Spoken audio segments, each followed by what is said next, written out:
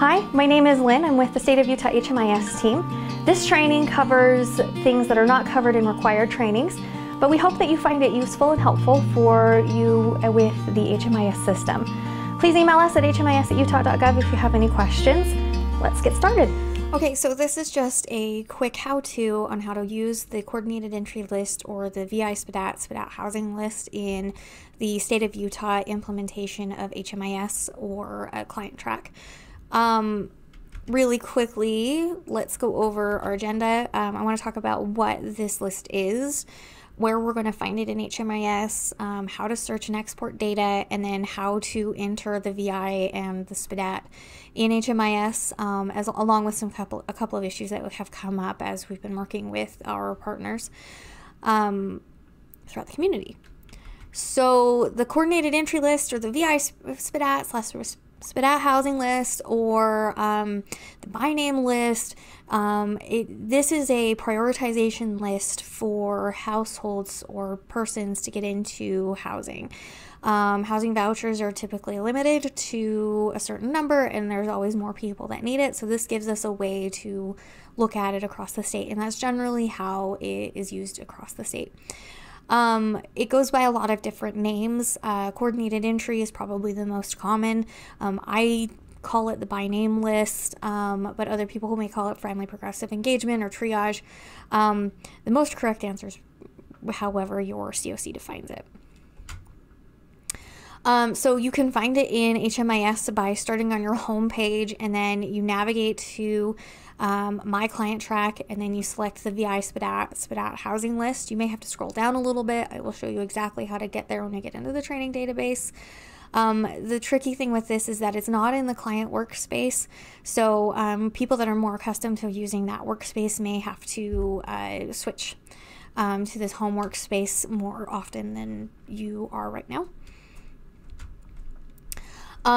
Once you select the VI-SPDAT Housing List, it takes you to this form. You can search your fields just like you would on any other search in HMIS, and you will get a results list in the browser, or you can fill out your fields like you would like, and then you can select this Excel data export option, and then the export is XLSX to get a Excel document for your purposes, so you can manipulate it as you need. This document is fine to use if you are sharing it among other partner agencies or other people. Just keep in mind, if you're saving it not on your secure server, it does contain client level data, so you want to be aware of that sensitive information and save it securely. But you can do that, and most people find it really helpful to look at it in that way. We can get into the actual SPDAT assessment and putting it in, but I just want to caution people, this is not a tutorial on actually performing a VI-SPDAT or SPDAT assessment. The training for the SPDAT assessment types are regulated by org code, and you're only permitted to perform the VI-SPDAT or SPDAT assessment after you have completed an org code approved training. We, with the State of Utah, we provide some resources available to you. The VI-SPDAT, you can complete your training by watching some YouTube videos. The link in the slides takes you to the org codes page that can take you to the specific VI-SPDAT training that you will need. And then the State of Utah occasionally hosts trainings for the SPDAT around the state. If you go to our utahhmis.org website /calendar, you can see when the next one is coming up, and if there isn't one, you can email us and we will help figure this out for you. hmis@utah.gov. So what this training is to help you take that assessment that you do with the client after you're approved to do one with org code, and put it into HMIS and make it usable for the by name list, and as a case management tool. And then we want to go over some of the issues that we have come up with as working with providers. So let's get into the training database here. And let's talk about this list within the training database. So like I said, to find it, you start on your dashboard, on your home page, you select My Client Track, and then you come down here to this VI-SPDAT Housing List. And then here is the search form that you can use, and you can set your parameters however you would like. So I'm just going to set it like this just so that you can see what it will search. It will take a moment to search this. This just means it's thinking. And once it finds it, you'll see, okay, here's the 2 people in Salt Lake County that have a pre-screen, as we've defined in our search parameters. And then you can come up here and do Excel data export at this point or before you hit search. But if we want to have somebody if we have somebody that we want to get on this list, we've identified that we need to do a pre-screen for them. First, we want to start within their client workspace or in their client dashboard. And I've got Ann Perkins here, so we're going to work off of this client here. And we want to create a master assessment for her VI to get her onto that by name list. So we're going to go over to SPDAT assessment and then select on VI-SPDAT. You always want to start with this so that you can create the master assessment for the coordinated entry list. And then you're just going to select add new VI assessment. And we're going to do an individual because she's a single in this system. And this is going to match what org code says. And so you follow org code's instructions on how to perform the VI assessment. This form in HMIS does not require you to make any changes, so you don't have to do anything to get this to save. So for this tutorial, I'm just going to go through and we're going to save it. And now we're at this master assessment for the SPDAT. This page is really important, and this is where the intuitiveness of how HMIS works for most users in like every other situation kind of breaks down a little bit. So this page is really important. You want to make sure that you identify the correct LHCC and county and what you just did with them. And then you want to fill out this comment box in a very specific way. There's a little bubble here that will help you figure out how to do it. You can reread it every time you do this if you just need the reminder. But essentially you need to identify the day, the type of assessment you did, what your name is, and then your organization to make sure that we keep this information as we move them along the various phases of being placed into housing. So I am going to put in that we did the pre-screen for Anne.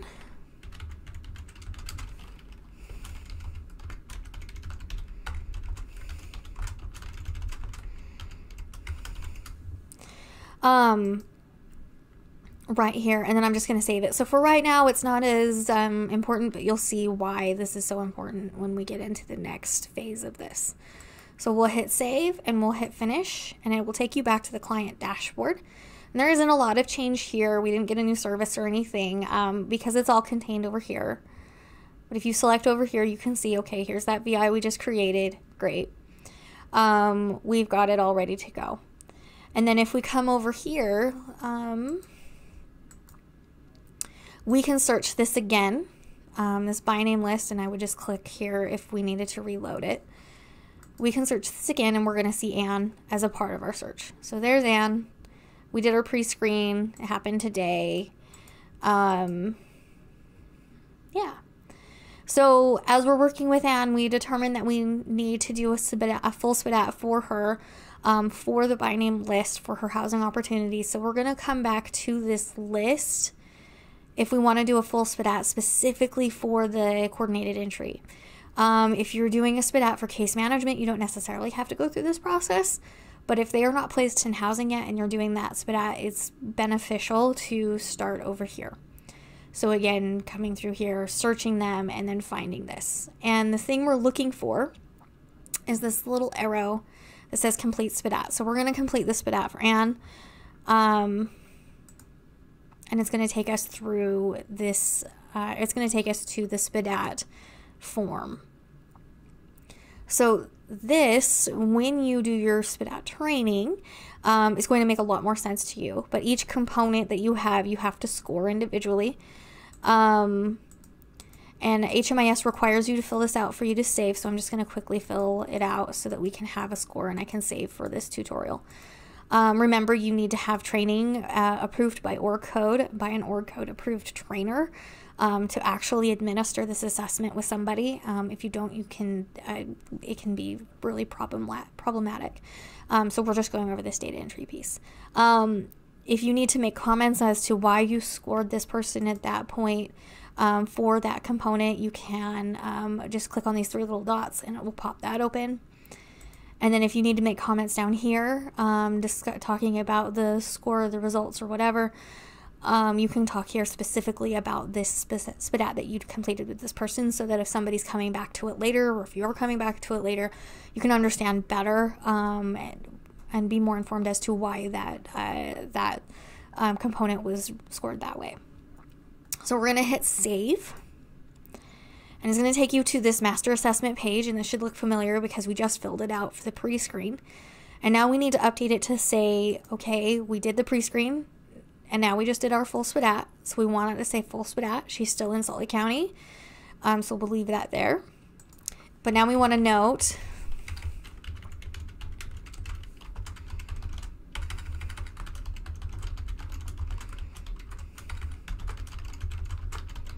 that we just did that, so that we know when this happened. Because when you hit save, this assessment will be overwritten, and what you had before for the pre-screen will disappear unless you have it in the comments. So make sure that you put this in the comments. You make sure that you have that there so that you don't lose that historical information. The VI assessment itself does not go away, but this page that was associated with the VI now gets associated with the SPDAT you just created for the by name list. So you want to make sure that you track those changes. So go ahead and hit save, hit finish, and it's going to take you back to your dashboard, and you can search the SPDAT list again. And now we're going to search for full SPDAT because we just updated that from pre to full. And we're going to look for Ann. And we're going to look in Salt Lake County. Now we're going to see when it populates, Ann was going to come in here and she's going to show that she's had a pre-screen done, or that she's had her full SPDAT done. She has a score now. So all of these parameters are hit there. As we're working with Ann, now that we have this, she's been prioritized, hopefully, for a voucher. We can go in and we can edit this again. So now, instead of just having this full SPDAT assessed, we can go in and edit, and we can say, okay, she's prioritized for something, so now her placement's in progress, which is great. You're probably not doing this all in one day.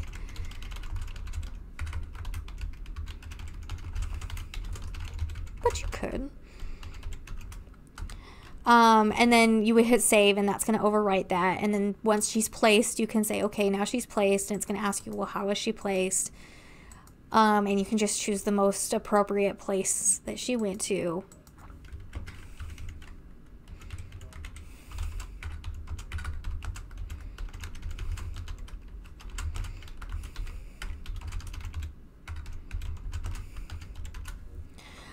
And then hit save, and this will move her along the various categories for the options that she could have on this by name list or the coordinated entry list, and eventually move her off. So you can have just the people that are currently pending a voucher appear on that list, and then you can see who's in the placement status as long as you go through and you update that.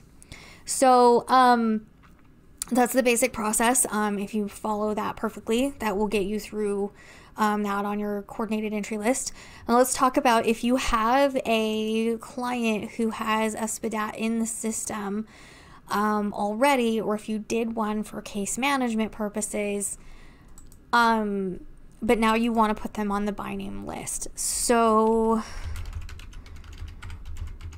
I think we've got Princess Tiana here. So if we, for whatever reason, we went in and we did a SPDAT, so we found the client from the client dashboard and we said, okay, we're doing a SPDAT assessment for this client. So we're going to select the SPDAT and we're going to say add new. It's going to take you to that same form that you can see that we did for Ann Perkins. And we're just going to score this one so I can save it for Princess Tiana here.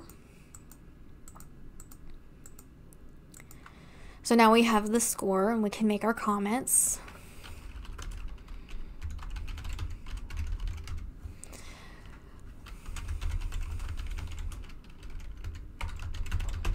Okay, and then you hit save and watch really closely.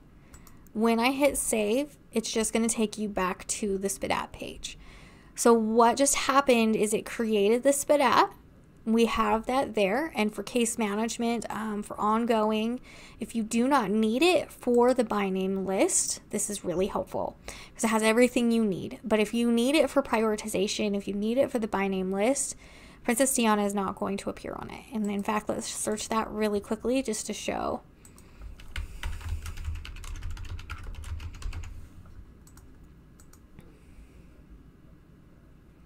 Give it a second to load. And it has loaded. And now you can see Princess Tiana is not there. And this is because we didn't create the assessment that it needs to load on that list. Because you didn't, or because the VI-SPDAT wasn't created as well. So you can do this if you're working with a client for a really long time. If they're already in housing, the SPDAT is a case management tool that you can use to help serve your clients and kind of see how they're progressing over time. But if you're doing it specifically to get them onto the coordinated entry list or the housing list, you need to come back and you need to create an assessment. And you can do this for people that are existing in your system. And if you were wondering why they why they weren't appearing on the by name list at all, this is how you can kind of go back and fix that. So here's the client dashboard. We know that we have one in there for Princess Tiana, but she's not appearing on our by name list. So let's go in and add it. So there's her SPDAT. So you're going to come over here and you're going to do this VI-SPDAT. We're going to add a new VI-SPDAT, and this is going to create the master assessment that you need. So like I said, you can leave this blank, and since you didn't create or you didn't complete a VI-SPDAT for this client, it's appropriate to leave this blank in this case. If you did complete a VI-SPDAT, then you probably want to fill this out because you have that information to fill out. And now you'll see this master assessment for the SPDAT, which is exactly what we're looking for. We're going to put her in the Salt Lake County, Salt Lake COC. We're going to make sure that this date is going to match up with the SPDAT, the full SPDAT that you did, just so that it follows what we're going to do with it in after we hit save here. And then we can go ahead and we can also say this is a full SPDAT assessed. Even though we're doing a VI-SPDAT in this workflow, because we're going to go and associate it with the full SPDAT. And then you're going to do your notes like you would otherwise following this naming convention here.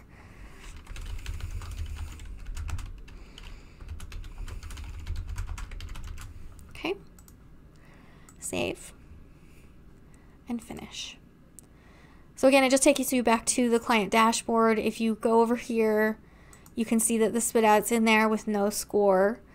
And then if you go over here, now we can associate that master assessment that you just created with the SPDAT you created here that didn't have one before. So we're just going to go and say edit SPDAT. And then we're going to cover over this magnifying glass.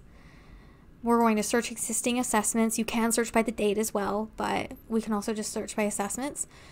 And then the only assessment in here is this other one that we've created. There should probably be another assessment in there because she is enrolled in another program, but that's maybe a data quality issue you should be aware of. But for right now, this is really helpful to have. And so you can see the comments to help you give an idea, like if there were a list of other assessments here, which you should expect to see. You can look and you can see, okay, well, I created this, so there's my name. Here's this comment that says, okay, this is the full SPDAT for the date we're looking for. So this is it. And even though I put 6/19, yeah. So we'll put that there. So now there's an assessment associated with it. And then we can hit save. We don't have to make any changes to this.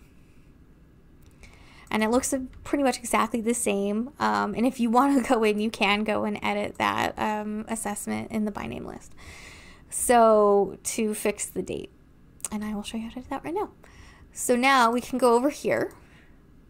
We can run this search again. Give it a minute to load. And now that we've associated that master assessment, you can see that she appears on this list. If you want to go in and edit the assessment after this point or just at all, you can follow that same process of just going in and editing, and then I can fix this date because I typed the date in wrong. If you know you made a mistake, you can fix it, and then you can hit save. Or if they've progressed on the continuum. So now they are being placed, now they've been placed, they weren't recommended for housing, they disappeared, they're inactive, or they passed away. You can come in and edit this and change it as things have changed for the client, so that you can remember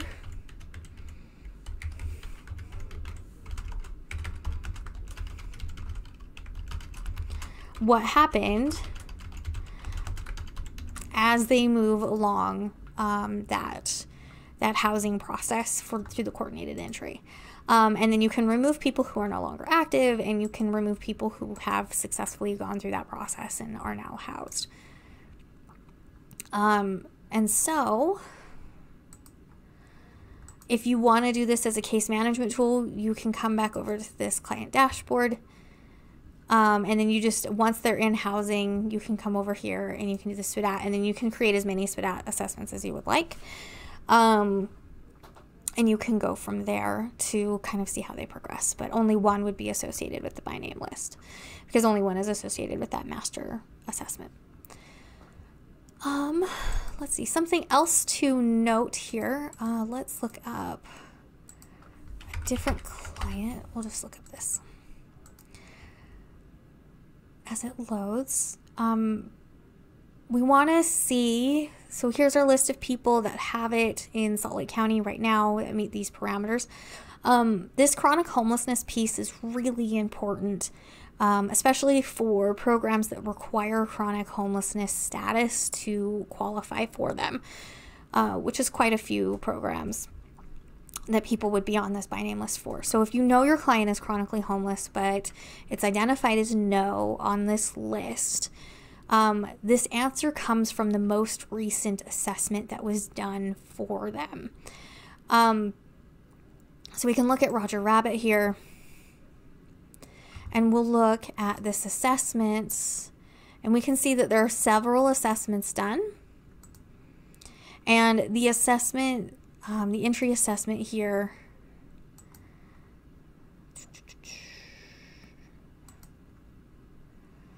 the questions that are identifying this person as not chronically homeless come from here. So you want to make sure that you identify them as chronically homeless, and they should appear as chronically homeless in the list. This may not be the most recent assessment that it's populating from, which is why that client is still identified as not chronically homeless. But what happens a lot is if they are assessed or if they get a new enrollment, and in that next enrollment that they have created, they are not identified as chronically homeless, they will go from being indicated as yes on this list to no. So it's really good practice. It's good data quality to be as accurate as you possibly can when you do these assessments across the state of Utah, because it doesn't matter who's doing this assessment, and it doesn't matter what organization they're with.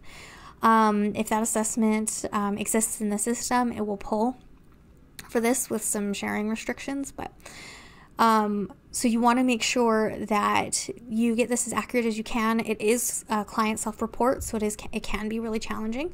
But if you know your client is chronically homeless and they're not appearing on this list as they should be, start by looking there to see if that is incorrect or if it needs to be changed, or if you need to look at how the client is defining their chronic homelessness status differently.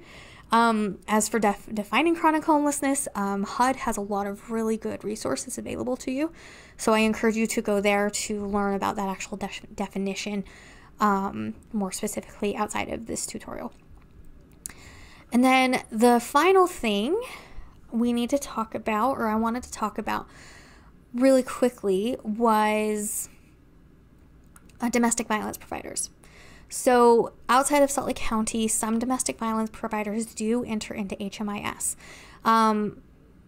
They are entering under a very, very strict definition, and they follow the privacy regulations that are set forth by the Federal Regulation 42 CFR Part 2. So clients that are being entered into the coordinated entry list don't have any identifying information, and they are very securely entered. Why I bring this up in this training is if you are a domestic violence provider, you want to make sure that you're entering in those standards, and what I've shown you today is not those standards.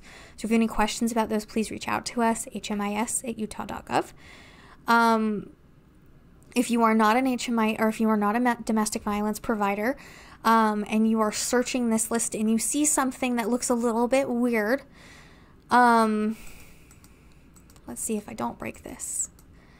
If you see something on this list that looks a little bit strange, that is probably from a domestic violence provider. Nope, I'm not going to see it just because it's not in training. Where it's a name in the name section and there's no birth date or something that's like, it looks off. Keep in mind that that may be a domestic violence provider entering in that safe way. And especially if you're pulling it for an entire COC or an LHCC, you will probably see some with that. So just keep that in mind. That is all I have for this. As always, reach out to us with questions, and thank you. Thank you for joining us. We hope you found that helpful. If you have any issues or have any questions or anything for us, you may email us at hmis@utah.gov, or you can use the internal help function in the upper right-hand corner of your client track screen to report any client-specific issues or anything else. Thank you so much.